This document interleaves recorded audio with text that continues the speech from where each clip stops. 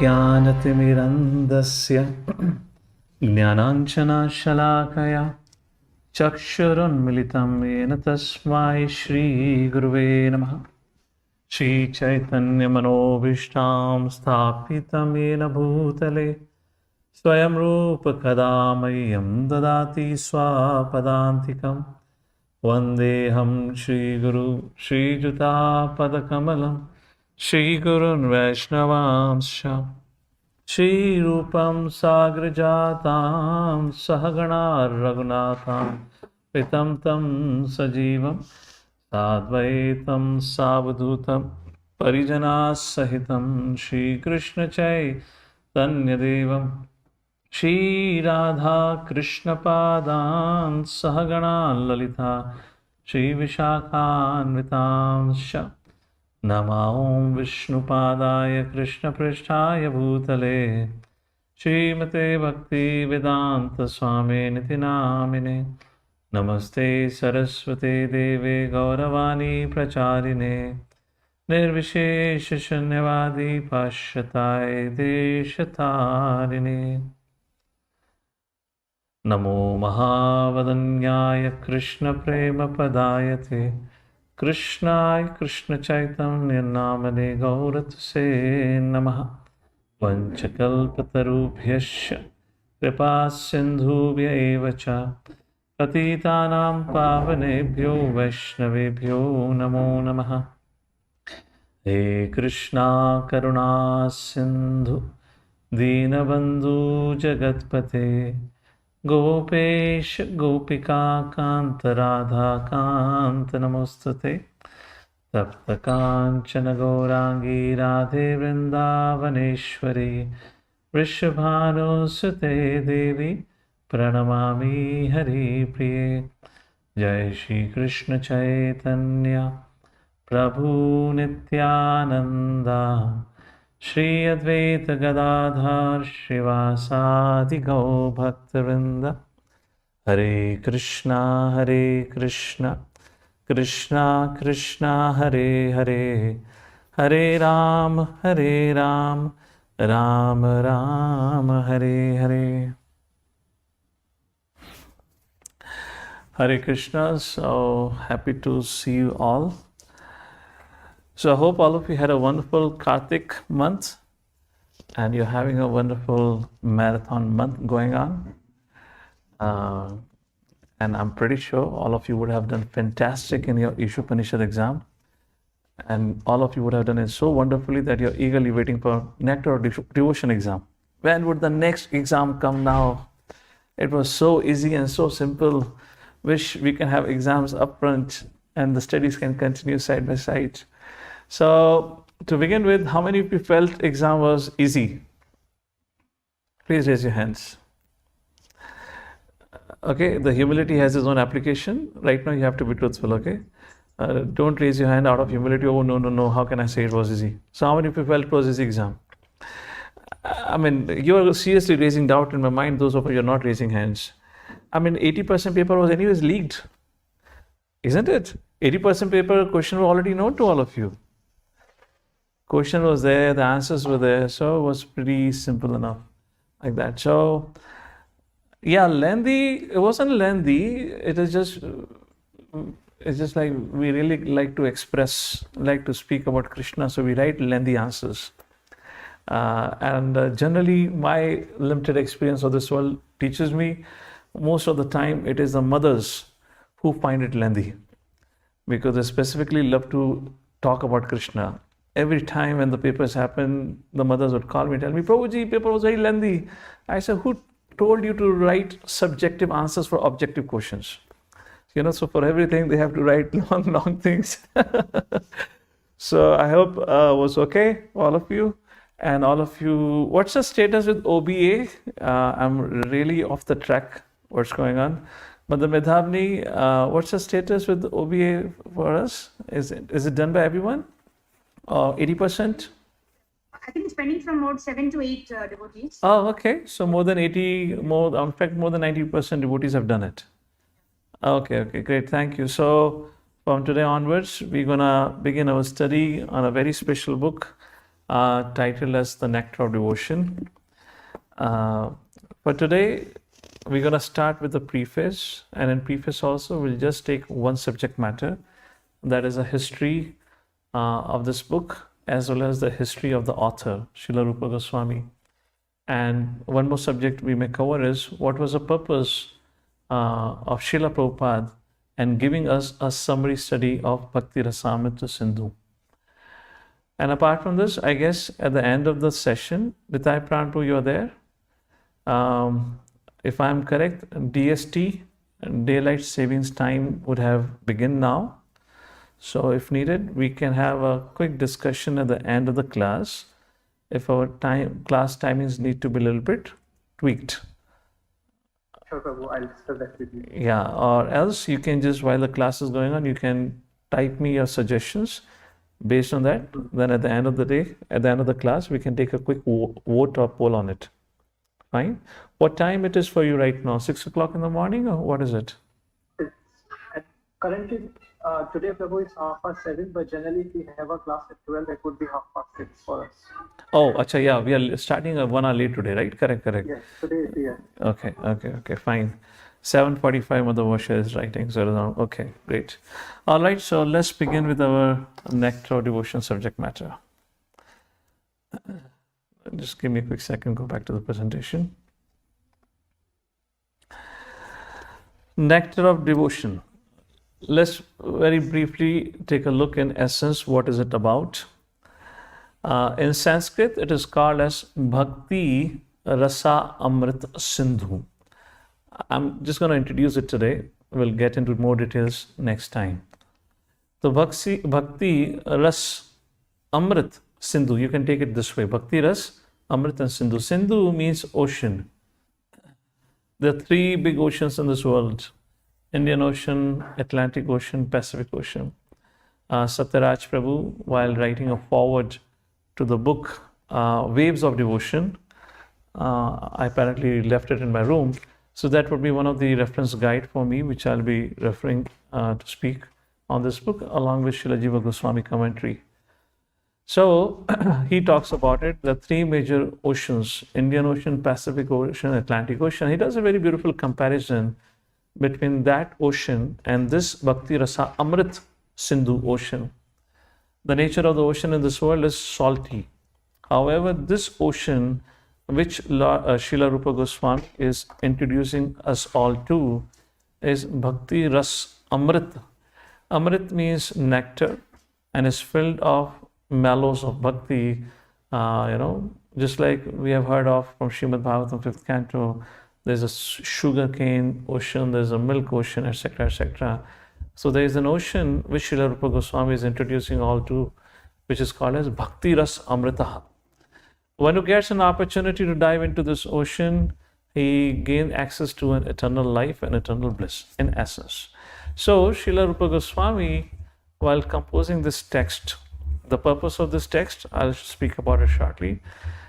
He composes in like southern direction, eastern direction, southern, west, and northern direction.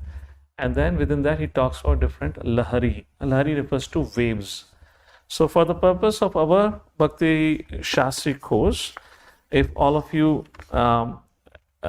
it is, I would say, rather essential for all of you to sit with your handbook, because it is not very easy to comprehend what's going on here, okay? So we will be approaching this book a little differently than what we studied with the Ishopanishad. Here I'll be giving you, summarizing a subject matter, then we'll go para by para what Prabhupada have written. And along with that, I'll be quoting shlokas also, that based on which Prabhupada have given the summary. Yes, so please open your book, go to the index or the contents, and there you will see the part 1. You can see the summary study of Nectar Devotion divided into 4 parts. So as a part of our syllabus, and you can say as a part of our adhikar to study Goswami literatures, we are right now supposed to study part 1. And that is what we're going to study as a part of Bhakti Shastri syllabus, which means there are 19 chapters that we're going to study. So Srila Rupa Goswami wrote it long ago, but until Srila Prabhupada gave this English translation, not a translation summary. Before that, there was no authentic English summary study of BhaktirasamritaSindhu available. Now, why did Srila Prabhupada had to write a summary study? Actually, Prabhupada did not only write a summary study for BhaktirasamritaSindhu, he did it for several books. He did it for Srimad Bhagavatam 10th Canto, known as Krishna book. Similarly, he did for Chaitanya Charitamrita, known as Teachings of Lord Chaitanya. And the purpose for each time Prabhupada writing a summary study is just because he wasn't sure for how long he'll be there with us. So he wanted to make sure at least the essence is given out. If Srila Prabhupada would have stayed for a longer duration, then I'm pretty sure Srila Prabhupada would have, just like he gave the 10th canto Srimad Bhagavatam, just like he wrote Chaitanya Charitamrita, he would have given the commentary on BhaktirasamritaSindhu. BhaktirasamritaSindhu as a book composed by Srila Rupa Gosvami has approximately 2,400 shlokas. And as I said, they're divided into 4 parts. So this summary study is primarily, as we'll read through Prabhupada's writing, is meant for practicing devotees. This is not a book for scholarship or academic study. Unlike all other writings of Prabhupada, like Bhagavad Gita, Srimad Bhagavatam, even you find word meaning and bibliography and everything. No, it's not like that. This is a brief study, so which means the essential components of the principles of BhaktirasamritaSindhu could be shared with the students so they can study. Why Prabhupada emphasized on study of BhaktirasamritaSindhu? Because his spiritual master had personally instructed Srila Prabhupada to study BhaktirasamritaSindhu. And it is considered so essential text or so essential scripture for all the practicing devotees, because it teaches us actually, we have Bhagavad Gita that gives us a philosophy. We have Srimad Bhagavatam, and that also tells us how philosophy in action, by giving us various examples of devotees who have lived by that philosophy which is given in Bhagavad Gita. Here, through BhaktirasamritaSindhu, we get a glimpse and we also get entry into the moods and the emotions of the pure devotees of the Lord, particularly Brajavasis, who serves the Lord in 5 prominent rasas: Shantaras, Tasiras, Sakiras, Vasalyaras, and Madhuryaras. And that is a prime subject matter of BhaktirasamritaSindhu, to explain different types of relationship which are possible which can exist between the Lord and the devotees, and also to establish how the bhakti grows, and what are the essential principles or regulations to be followed to make a steady progress in bhakti. So therefore, the first part of the chapter 19 is that we're going to look at it, primarily going to focus on sadhana bhakti. So Srila Rupa Gosvami, or let's say Sri Chaitanya Mahaprabhu in general, prior to Sri Chaitanya Mahaprabhu, if you briefly look at the history, prior to Sri Chaitanya Mahaprabhu, bhakti was practiced more in a sadhana bhakti platform, just like Sri Sampradaya rules, regulations, and Dasya Bhav. Similarly, Madhava Parampara, in the same way, awe and reverence. However, Sri Chaitanya Mahaprabhu, for the first time, introduced the confidential mellows or exchanges between the Lord and the devotees, and he established how the Madhurya Ras to be the highest. Among that, Parakya Ras to be the highest. Parakya Swakya Ras, which is elaborately discussed by Srila Rupa Gosvami. Swakya Ras is a relationship between husband and wife. Ras, will discuss the subject matter of rasa, will anyways discuss next week, but ras, as Prabhupada describes, is a mellow. Rasa means relationship, some emotional exchanges, that is called as rasa. And parakya ras means the relationship between girlfriend and boyfriend. You can say outside marriage or before marriage, which is according to the mundane perspective, the moral conduct, moral values, it is considered very abominable. However, Srila Rupa Gosvami, understanding, knowing Lord's heart, established Parakya Ras to be the highest, and he goes into a lot of details through his books like Vidagdha Madhava, Lalita Madhava. So in essence, this is the book BhaktirasamritaSindhu, which is considered very, very essential and important for practicing devotees.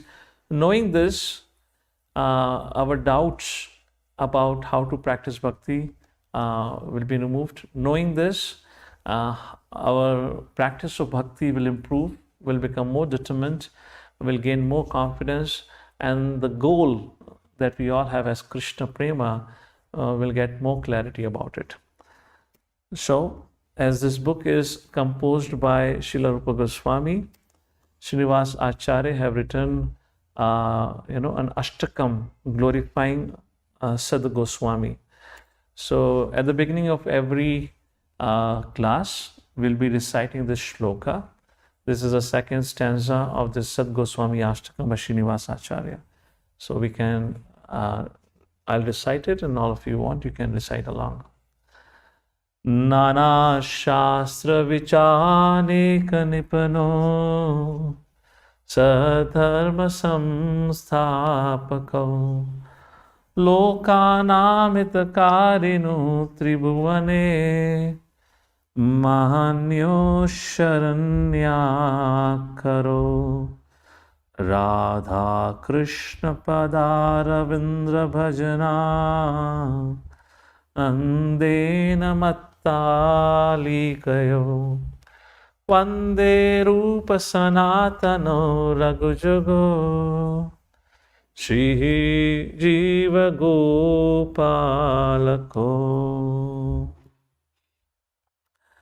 What is the meaning of it?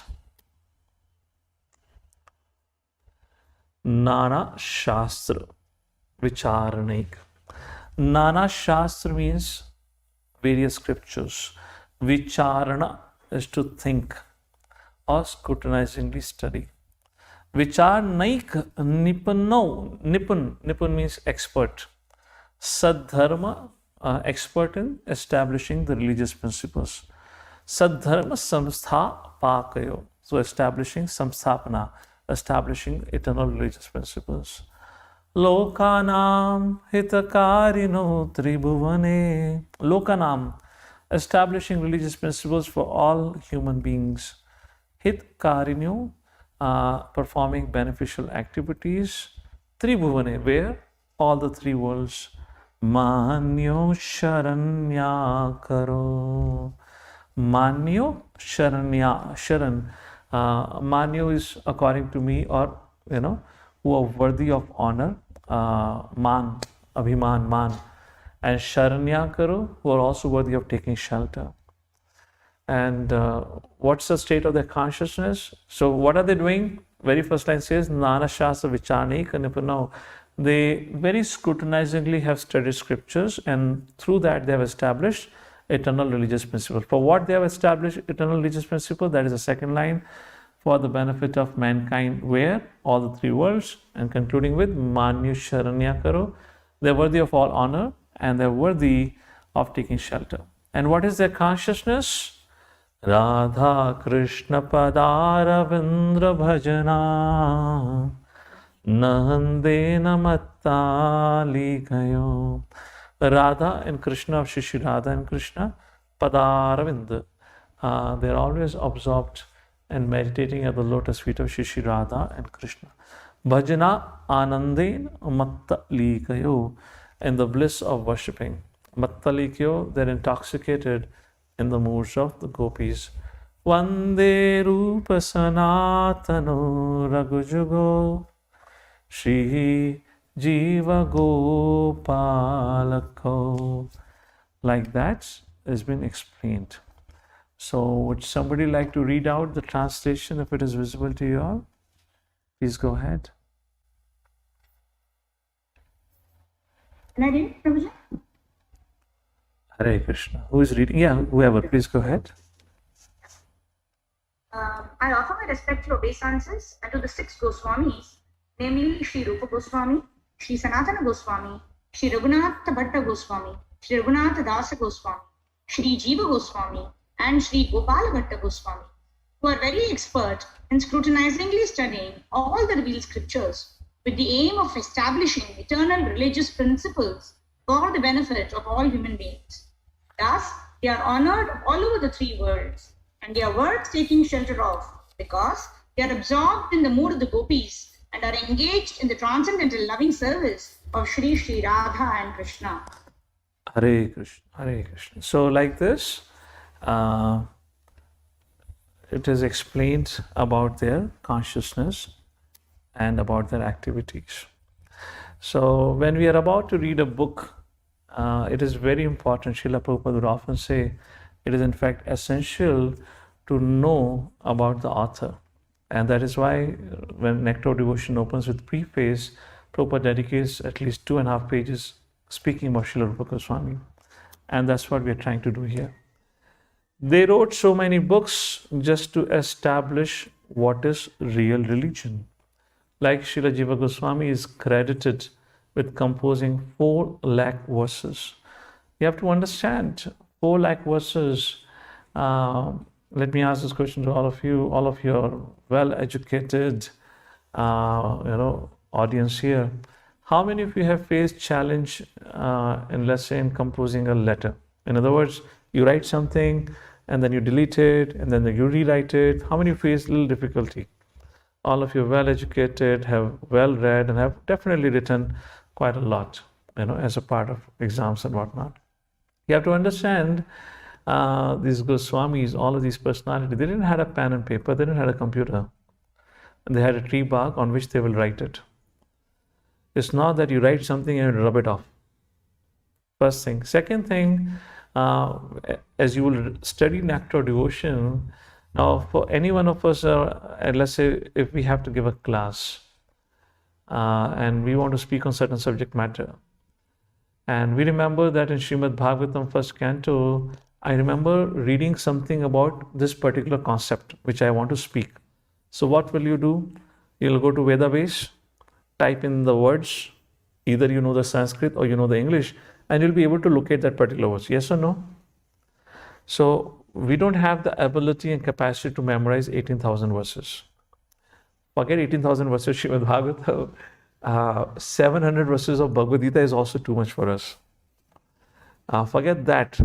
According to our Bhakti Shastri forum, I believe we have 4 to 6 verses to memorize for Nectar Devotion.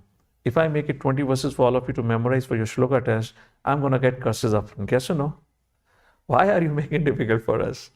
So point is, it's so difficult for us to even learn few verses, and you'll see how Srila Rupa Goswami, Jiva Goswami wrote Tattva Sandarbha, Bhagavad Sandarbha, Tattva Sandarbha, Paramatma Sandarbha, which is nothing but filled with quotations. Quotations of all the scriptures. Scriptures whose name you have never even heard of.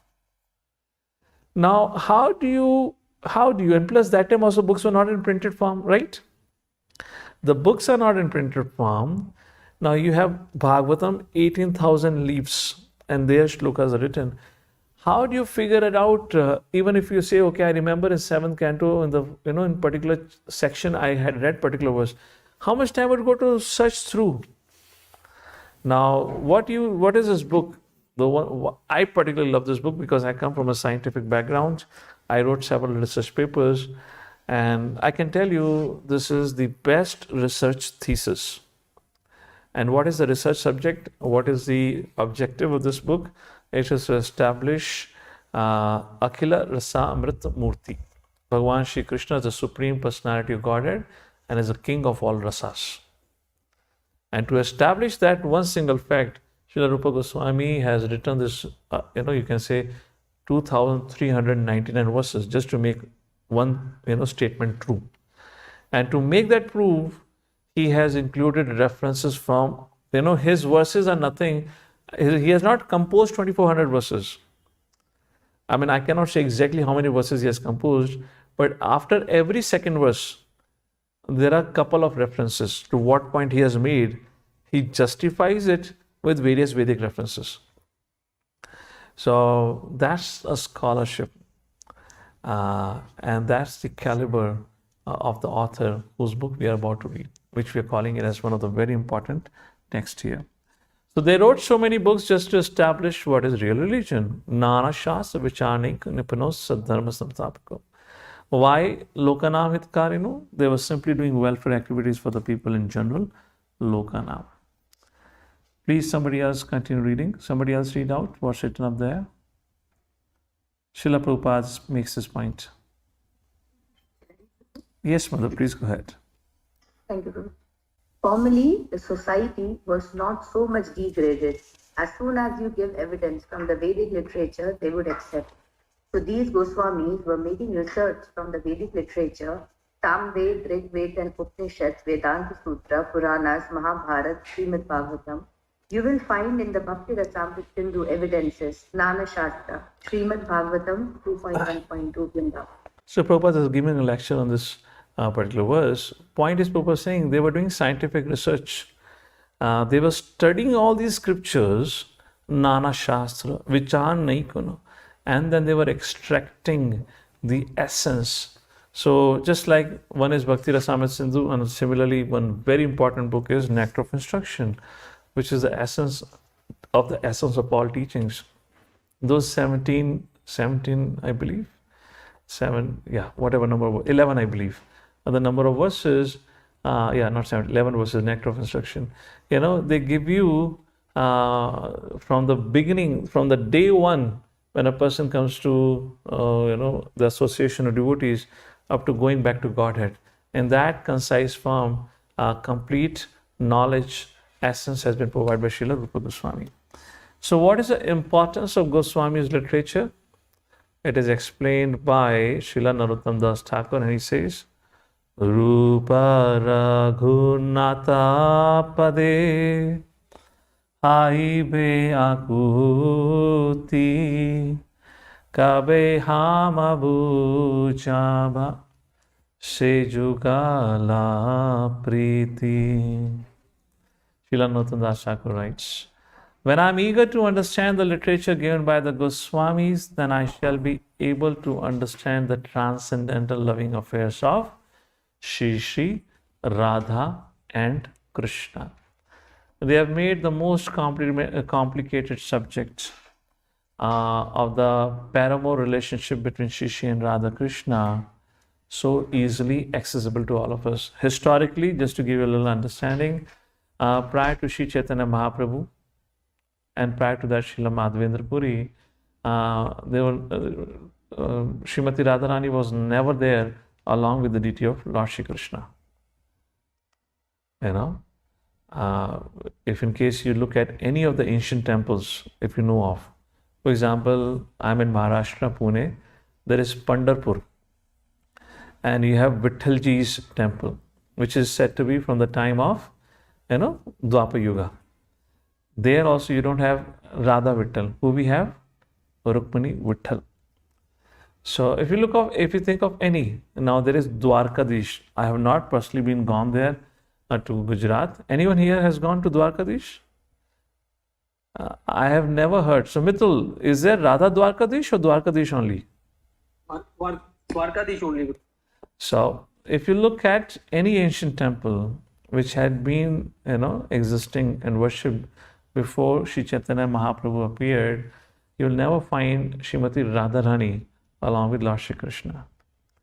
It is Sri Chaitanya Mahaprabhu who actually established the supremacy of the devotion of gopis, and among them of Srimati Radharani. And it was Goswamis. Now, one more thing about the Goswamis. How many of you have been to Vrindavan? I believe most of you, probably, right? Most of you must have gone. So now you go to Vrindavan, you all would have heard Vrindavan has 5,000 temples, right? So when Sri Chaitanya Mahaprabhu had visited, during his first maiden visit, it was nothing but an agricultural land. There was nothing. There was no Radhakund, there was no Shyamakund, there was no Vamsivat, none of this. Of course, Yamuna was there. Of course, Govardhan was there. But all the Leela Sthalis had disappeared over a period of time. Why disappeared? Credit goes to the Mughals, where Mathura and Vrindavan had been destroyed multiple times in the centuries prior to Sri Chaitanya Mahaprabhu's appearance. In the period of 1000 BC to the period of 1500 BC, it has been attacked and totally destroyed several times. So therefore, if anything, as we know of Who was the son of our Parikshit Maharaj? Anyone remembers the name of the son of Parikshit Maharaj? Vajranab. Vajranab. No, not Vajranab. Vajranab. Janmajaya. Janmajaya. Okay. Why am I getting confused? Anyways, be with me. Janmajaya. Okay. So anyways, the point is, the son of Parikshit Maharaj had appointed one of the remaining descendants of Yaduvamsha, to become the king of Mathura. And so sorry, the names are skipping from my head right now. Anyways, so some very prominent temples were established.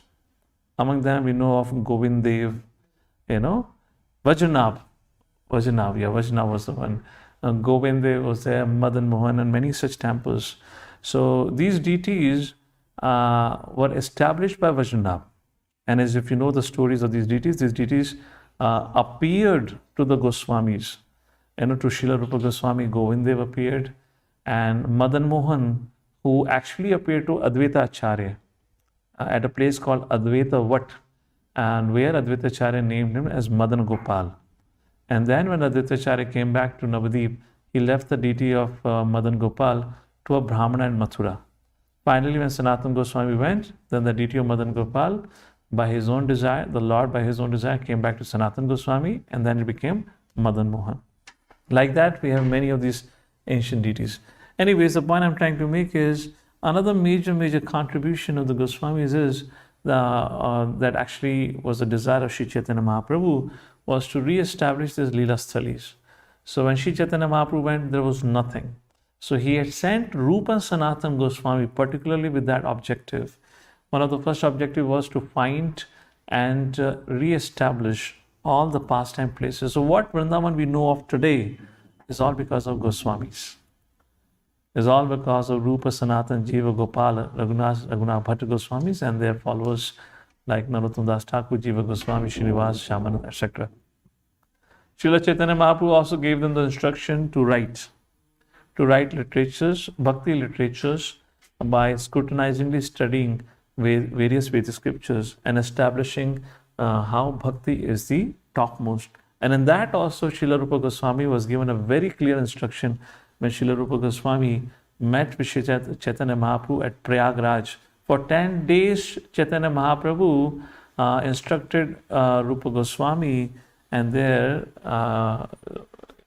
the essence of the instruction was to establish Parakya Ras to be the highest. We don't discuss the subject matter in general much about Parakya, Swakya in terms of the confidential relationship of the Lord with the gopis. I'm just a little bit touching on the subject matter. Just to have an introduction on the subject matter. And third was to set an ideal example of a devotee and live by and teach by one's precepts. And like that, these Goswamis lived their life and performed their services at the order of Sri Chaitanya Mahaprabhu. With that as a little background, let's begin with our lesson 1. Which is based on preface of Srila Prabhupada's summary of BhaktirasamritaSindhu. And as I said before, today we're only going to take the first 2 pages of the preface where Srila Prabhupada introduces who is Srila Rupa Goswami. Prabhupada gives a little biography. We'll study that biography briefly and I'll speak something a little more in relation to the rasa. Kumaran Prabhu, you have a hand up. You have something to say? Go ahead, please. Unmute yourself. No, I would like to read Prabhu. Oh, okay. Fine, Prabhu. When I just looked down on the mobile, I saw a hand popping up. So I thought somebody has a question. Okay. All right. So our moderator, Nitai, Pran Prabhu, Harina Prabhu, Madam Medhavani would have heard your request. So they'll allow you when the chance comes. So who is Srila Rupa Goswami? The second stanza of the prayers that we offer. Shri Chaitanya Manobhishtam Sthapitam Yena Bhutale. Please, Prabhu, read Kumara Nishan Prabhu. What is the meaning of this line? Srila Rupa Goswami Prabhupada, who has established within this material world the mission to fulfill the desire of Lord Chaitanya Swayam Rupa Kadhamayam Dadati Swapadantikam.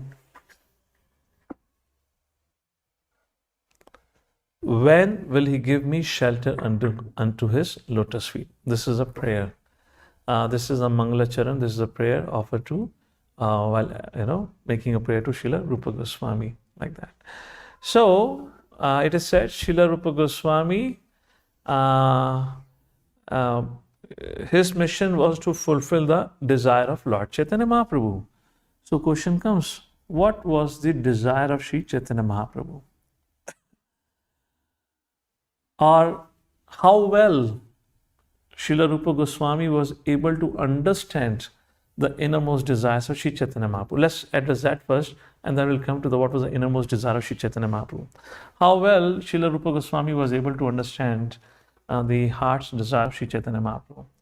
So, one upon a time, Rath Yatra is going on, and during that Rath Yatra time, Sri Chaitanya Mahaprabhu spoke a particular verse, which was about, in one way, a mundane relationship between man and woman, and nobody understood the meaning of it, except Sarup Damodar Goswami. When Srila Rupa Goswami heard Sri Chaitanya Mahaprabhu speaking it, which was about a mundane affair between a man and woman, suddenly he spoke, or from his heart, verse erupted.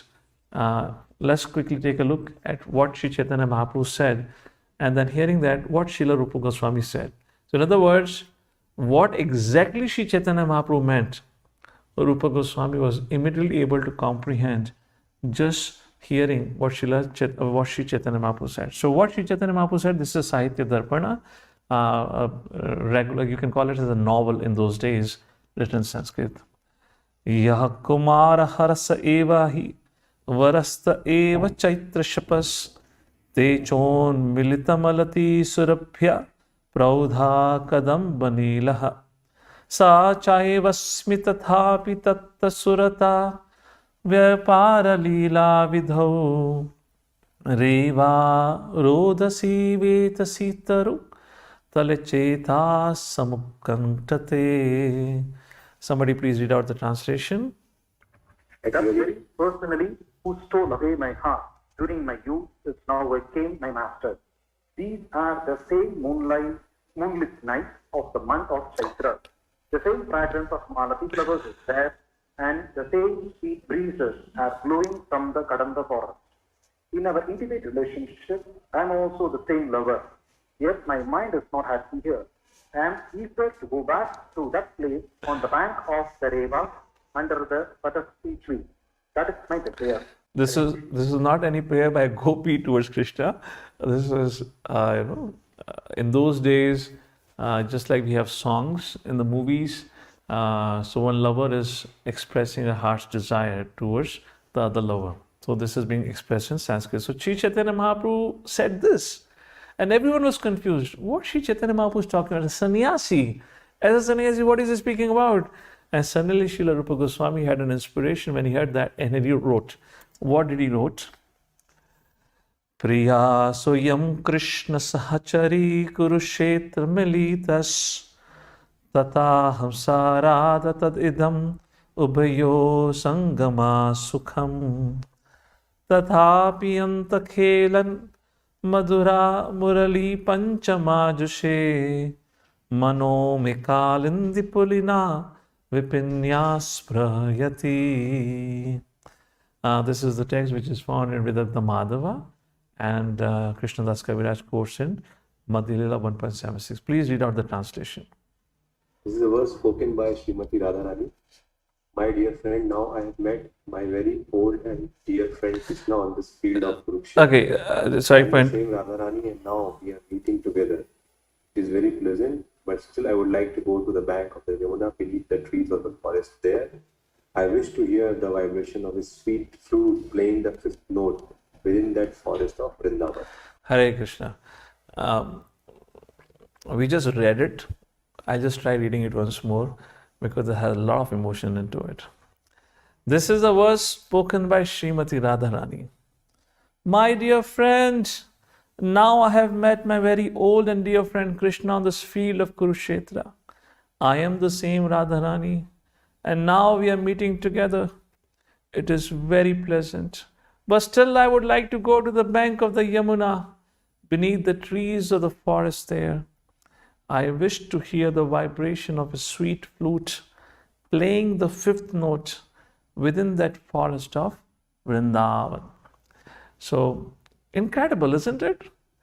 What Sri Chaitanya Mahaprabhu said, and how Rupa Goswami clearly understood that Sri Chaitanya Mahaprabhu was actually speaking in the mood of Srimati Radharani, expressing her heart's desire to go back again to that Rasa Leela pastime, go back to the bank of the Jamuna, those emotions. So in this verse, as we can see, Srila Rupa Goswami very clearly clarifies Sri Chaitanya Mahaprabhu's inner meaning, and thus he revealed to the world the importance of Parakya Ras, the mood of the paramour love between Lord Krishna and gopis. Srila Jiva Goswami is that very person who established within the world the innermost heart's desire of Sri Chaitanya Mahaprabhu.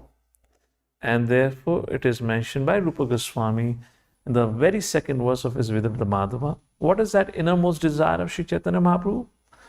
Anarpita charim chirat karunyavatirna kalau samarpayutyam munatujjvala rasansu bhakti shriyam hari purata sundara dyuti kadamba sandipitaha sada hritya kandar spuratu vasachi nandana. May the Supreme Lord, who is known as the son of Srimati Sachi Devi, be transcendently situated in the innermost chambers of your heart. Resplendent with the radiance of molten gold, he has appeared in the age of Kali by his causeless mercy, to bestow what no incarnation has ever offered before, the most sublime and radiant mellow of devotional service, the mellow of conjugal love. So what was the innermost desire of Sri Chaitanya Mahaprabhu? Was to establish the conjugal love, the paramour, to establish the glories of that. So like this, we see that, how Srila Rupa Goswami was able to understand and establish the Madhurya Ras and establish. Prior to this, actually, you will not find in any of the writings of any Acharya speaking about Madhurya Prema.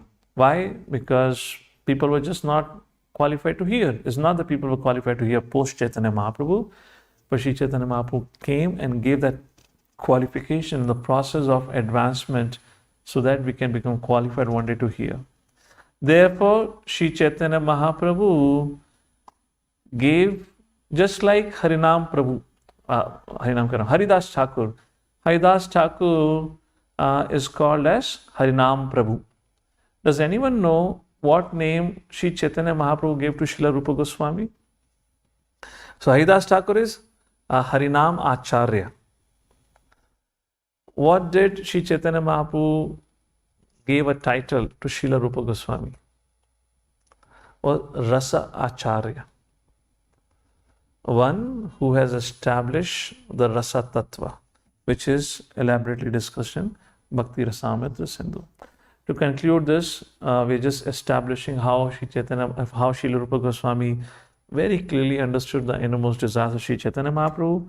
This is at least one of my favorite verses, which Srila Rupa Goswami composed and wrote it, and which later on Sri Chaitanya Mahaprabhu founded, and he went into ecstasy when he read this particular verse by Srila Rupa Goswami. And after this, he actually said in the assembly of Saru Damodar Goswami, Haridas, Ramananda Rai, and others, that this Rupa, has captured my heart. And then Saru Damodar said, yes, Prabhu, this is only possible, my dear Lord, this is only possible because you have bestowed your causeless mercy to him, and therefore he truly understands what in your heart, and that's the reason he's able to express so beautifully. And this is one of his expression of Sri Chaitanya Mahaprabhu's feeling. And what is that?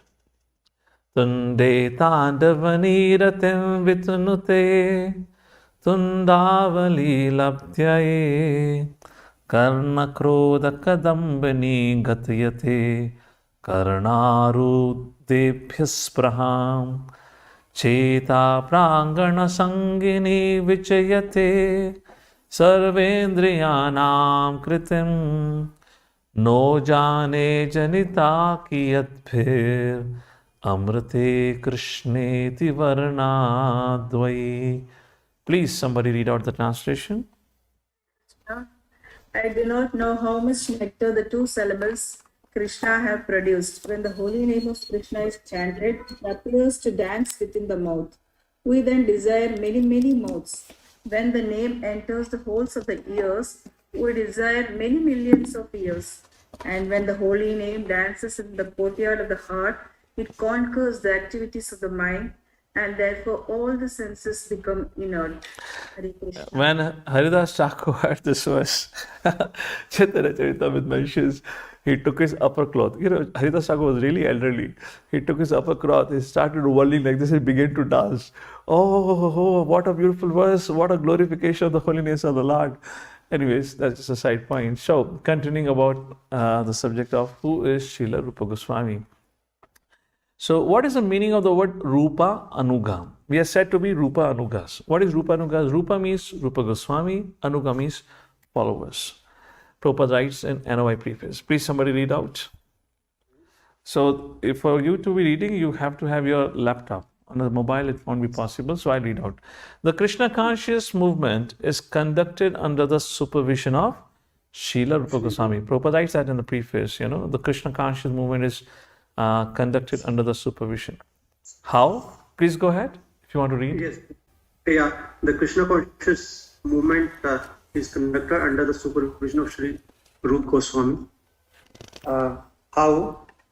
I think I am reading right. How? We are called Rupa Anuga. Anuga means following the footsteps of Rupa Goswami. So, as the Rupa Goswami is following his predecessor, Chaitanya Mahaprabhu, so we have to follow our predecessor. Then we will be successful. Lecture on the Nectar of Devotion. Who is Srila Rupa Goswami? Srila Prabhupada writes in his Adi Leela Purport, based on Gaura Ganodesh Deepika, that Srila Rupa Goswami is described to be the Gopi named Shri Rupa Manjari. In the Goloka Vrindavan, please somebody read out. I'll continue probably. Yes. Vrindavan, Srimati Radharani is lovingly served by 8 principal gopis, of whom Lalita Sakhi is her dearest friend. These intimate maid servants of Srimati Radhika are assisted by 8 main manjaris, with Shri Rupa Manjari being the leader. They please the sweet divine couple by carrying messages, preparing tasty beverages, stringing fragrant flower garlands, etc. In their pure spiritual forms, as maid servant manjaris, the 6 Goswamis plus Lokanath and Krishna Das Kaviraj Goswamis comprise the inner circle of manjaris. So okay. Hare Krishna. So, Shri Rupa Manjari or Srila Rupa Manjari is considered to be the leader of all manjaris. And it is explained, this is just being explained who is who. I'm not going to read the names. You'll have the presentation later on for all of you to read. So, like this, it is explained in by the Gaudiya Vaishnava Acharyas about who all these different personalities. So, among all these, who is the leader, as we just read, is Srila Rupa Goswami. That has been explained like that. So, who is Srila Rupa Goswami? Before creation of this cosmic manifestation, the Lord enlightened the heart of Lord Brahma with the details of creation and manifested the Vedic knowledge. We'll read in the second canto, 8th chapter onward, where the subject matter comes into picture. Similarly, in exactly the same way, the Lord being anxious to revive the Vrindavan pastimes, so Lord Krishna impregnated the heart of Rupa Gosvami with spiritual potency. By this potency, Srila Rupa Gosvami could revive the activities of Krishna in Vrindavan, which was almost lost to memory. In this way, Srila Rupa Gosvami spread Krishna consciousness throughout the world. So, with that as a little introduction about Srila Rupa Gosvami, can we go back to the book? I thought I'll speak about it, but rather than I go into details, let's read from Srila Prabhupada's preface. So, I would need a volunteer who can read the first 2 paragraphs of the preface. So, just want to remind all of you that as a part of this program, you all have to keep your cameras on. And if you're not able to do it, please inform the moderators. And moderators are requested, just allow those devotees to be in, to participate who have the cameras on, kind of a clear understanding that way. So, Mother Rupali, go ahead. At that time, 500 years ago, the Hindu society was very rigid, and if a member of the Brahmana must accept the service of a Muhammad ruler, he was at once rejected from the Brahman society. It was the position of 2 brothers, Dabir Khas and Shakara Malik. They belonged to the highly situated Saraswat Brahmana community, but they were ostracized due to their acceptance of the ministerial post in the government of Hussain Shah.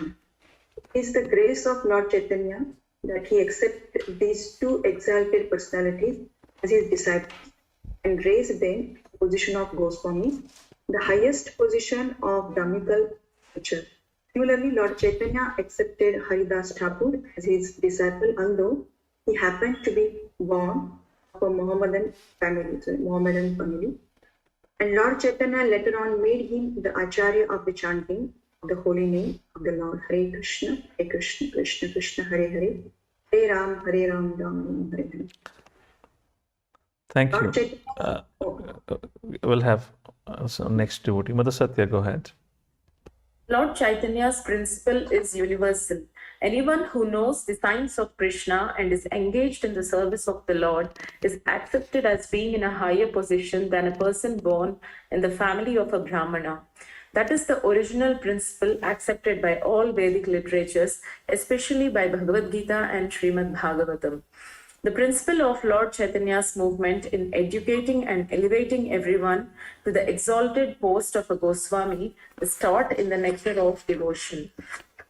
Continue. Lord Chaitanya met the 2 brothers, Dabir Kasa and Sakar Malika, in a village known as Ramakeli in the district of Malda. And after that meeting, the brothers decided to retire from government service and join Lord Chaitanya. Dabir Kasa, who was later to become Rupa Gosvami, retired from his post and collected all the money he had accumulated during his service. It is described in the Chaitanya Charitamrita that his accumulated savings in gold coins equal millions of dollars and filled a large boat. He divided the money in a very exemplary manner, which should be followed by devotees in particular and by humanity in general.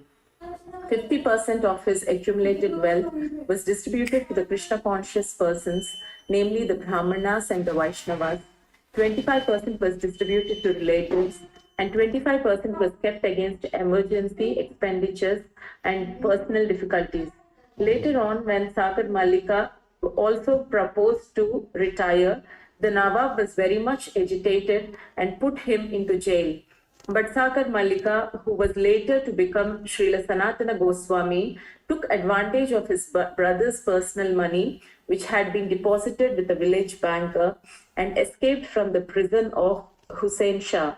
In this way, both brothers joined Lord Chaitanya Mahaprabhu. Thank you. Rudra Prabhu, you want to read? Hare Krishna Prabhu. Yes, please. Please read ahead. Rupa Rupa Goswami first met Lord Chaitanya at Prayag, Allahabad, India, and at the Dasamamedha bathing ghat of that holy city, the Lord instructed him continually for 10 days. The Lord particularly instructed Rupa Goswami on the science of Krishna consciousness. These teachings of Lord Chaitanya to Srila Rupa Goswami Prabhupada are narrated in our book Teachings of Lord Chaitanya.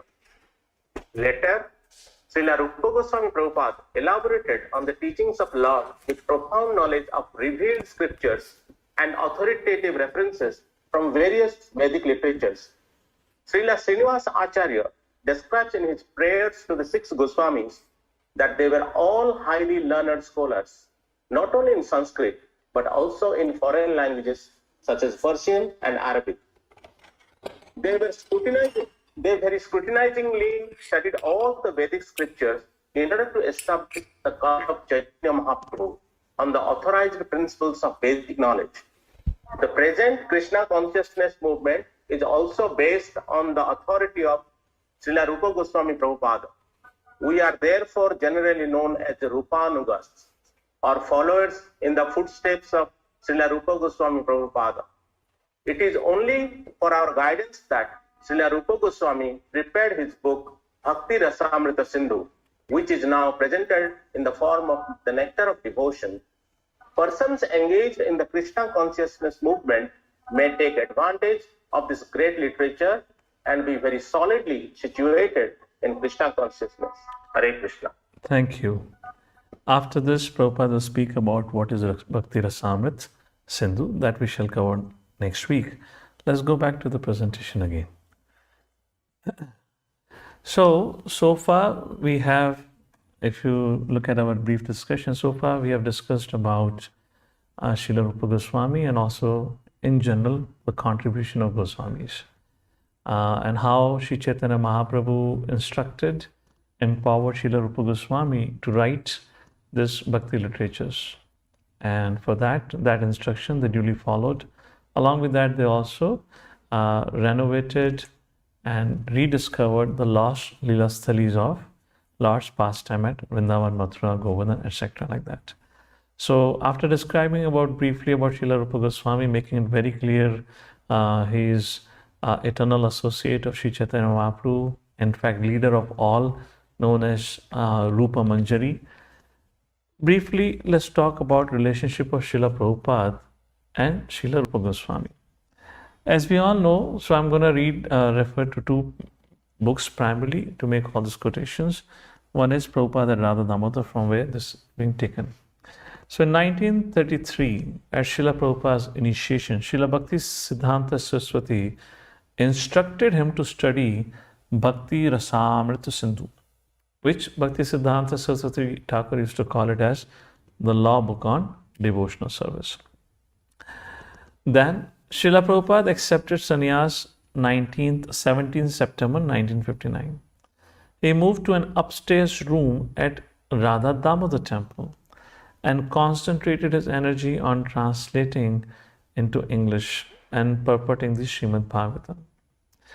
This corner at the Radha Damodar temple is just like the hub of the wheel of the spiritual world. It is the center. Srila Prabhupada would say that.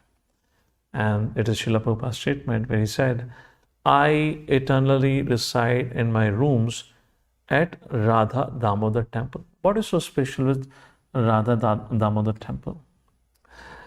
Srila Prabhupada's decision to stay in the Radha Damodar Mandir was an indication of his conscious and fervent desire to live, serve, and write under the shelter of Srila Rupa Goswami, and to very practically seek his blessings for his life's mission of translating the Srimad Bhagavatam and preaching in the West. Therefore, Prabhupada said that I eternally reside in the quarters at Radha Damodar temple. So this is a conversation between, if I am correct, between Bhurijan Prabhu and Srila Prabhupada. Bhurijan Prabhu said, which is colored with pink. So when you went to Vrindavan, you had given up the idea of coming to the West? Okay, let's do one thing. Nitai Pranpu, you're there? You read out the pink text and I'll read out white text. Go ahead. All right, can you hear me? Yes. So, when you went to Vrindavan, you had given up the idea of coming to the West. No, coming to the West, the idea was there. But I was planning how to go there, how to preach there, how to take some books, how to bring them everywhere, everything alone. So, as soon as you had some books, then you were?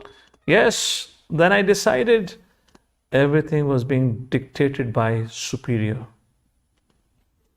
With Srila Prabhupada in such a conjugal mood, I took the courage to broach something Rishikesha once mentioned to me.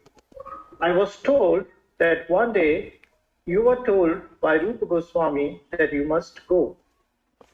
So Srila Prabhupada's mood slightly changed and he said, but that was open secret. He said dismissively, everyone knew. And then he changed the subject, which means, well, yes, as a matter of fact, everyone knew that I was instructed by Srila Rupa Goswami. All of you probably would have heard of this. Srila Rupa Goswami, Hare Krishna, came in the dream of Srila Prabhupada and blessed him and instructed him to follow the instructions of his spiritual master. Srila Rupa Goswami's supervision. So what did Srila Rupa Goswami told Srila Prabhupada? Maharaj, do not worry about anything. Go ahead and travel to the West and preach. Just preach the message of Sri Chaitanya Mahaprabhu and the chanting of Hare Krishna. You will be successful.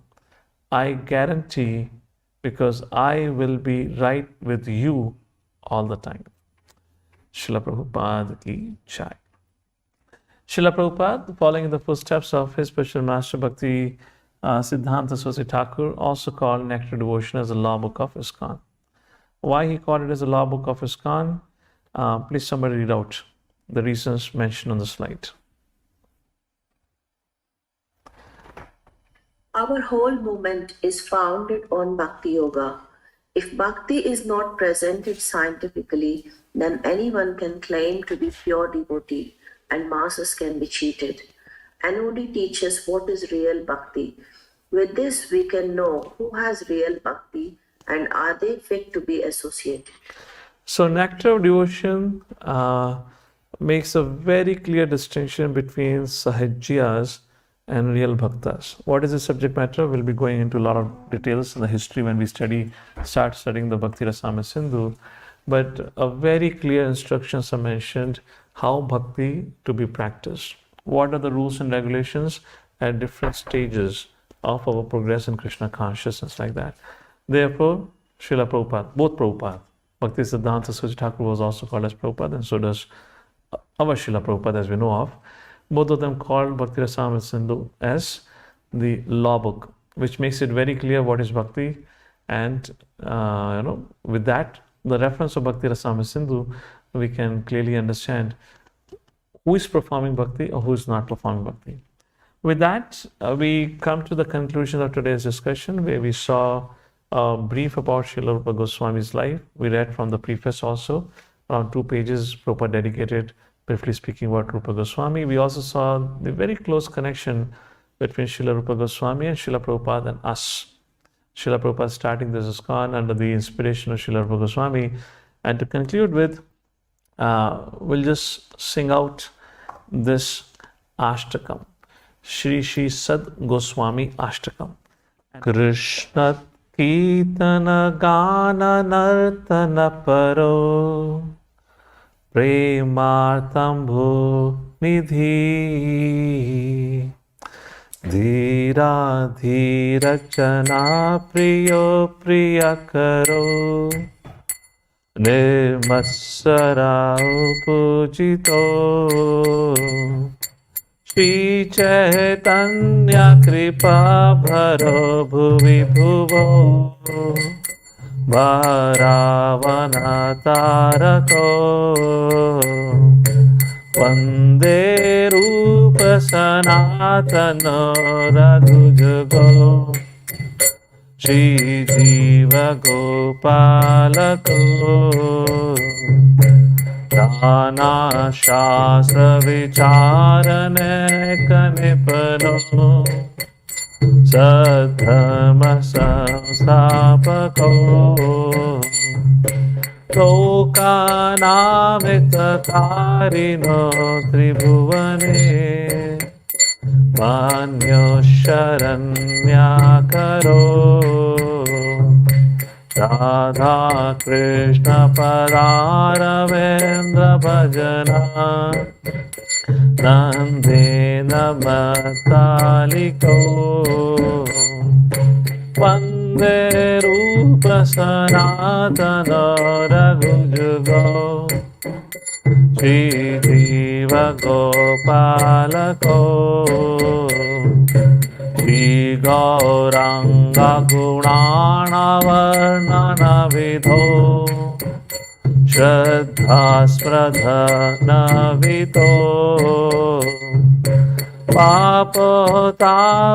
पापतापनिकन्तनो तनुभृता गोविन्दगानामते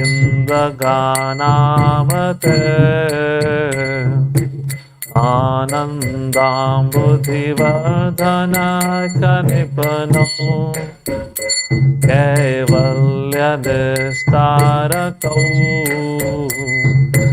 वन्दे रूप सनातन रघुजुगौ श्रीजीव गोपालकौ त्यक्त्वा तूणमशेषमण्डलपति श्रेणिं सदा तु च उत्वा दीनगणेश करुणया कौपीनकं दाशितौ गोपी भावरसामृताप्तिलहरी कल्लोलमग्नमुहो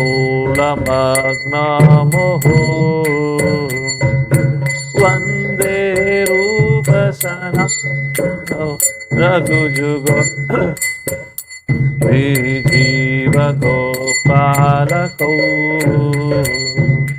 पूजत् कोकिलहंस सारसगणा कीर्णे मयूराकुले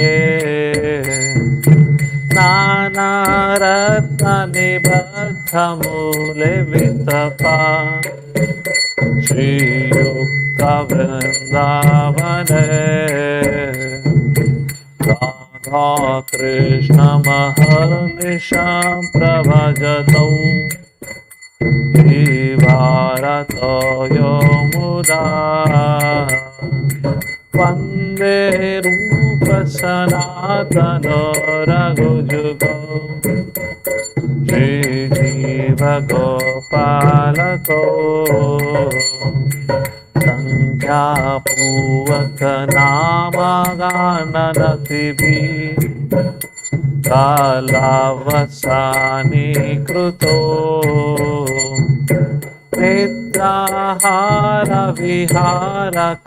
निद्राहारविहारकादिविचितौ चात्यन्तदीनजयो राधा कृष्ण गुणास्मृतेर्मधुरिमा नन्देन सम्मोहितो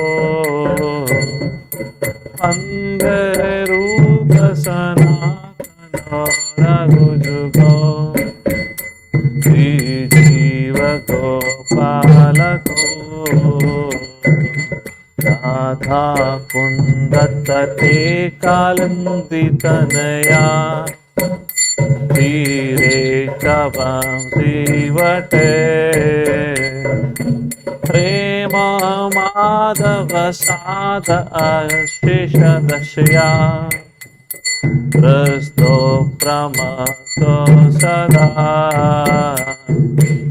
आयन्तु च कदा हरेर्गुणवरम् भावाविभतो मुणा वन्दे रूप सनातन रघुजुगौ Shri Jiva Gopalako Radhe Vraja Devike Chalalite He Nanda Shuno Kuto Shri Govardhana Kalpa Pada Patale Kalindivana Kuto O Shantaviti Sarvato Vrajapure Vede Mahavihavalo Vande Rupa Sanatano Raghujago Shri Jiva Gopalako Vande Rupa Sanatano Raghujago Shri Jiva Gopalako Vande Rupa Sanatano Raghujago Shri Jiva Gopalako Shri Gosvami Ashtakam Ki Jai. So today, as a part of our lesson 1, which is just an introduction, we briefly discussed the life history and significance of Srila Rupa Gosvami. We also identified Prabhupada's purpose in writing the Nectar of Devotion through understanding the connection between Srila Rupa Gosvami and Srila Prabhupada. Therefore, Prabhupada said we are Rupa Nugas, we are followers of Srila Rupa Gosvami. Srila Rupa Gosvami is actually guiding this whole mission of Sri Chaitanya Mahaprabhu. When we meet next time, we'll continue our discussion from the preface, where Srila Prabhupada describes what is BhaktirasamritaSindhu, and then we'll also talk about Bhakti Ras and Bhautik Ras, and then the comparison is done between them, and then we'll go more into details of whatever Srila Prabhupada have described there. And after that comes the introduction, and then when we start with the introduction, we'll go with verses. I'll give you a little bit connection so it becomes a little easy. Otherwise, just going through the summary becomes a little complicated. We'll have verses to help you map it, how Prabhupada have given a summary of it.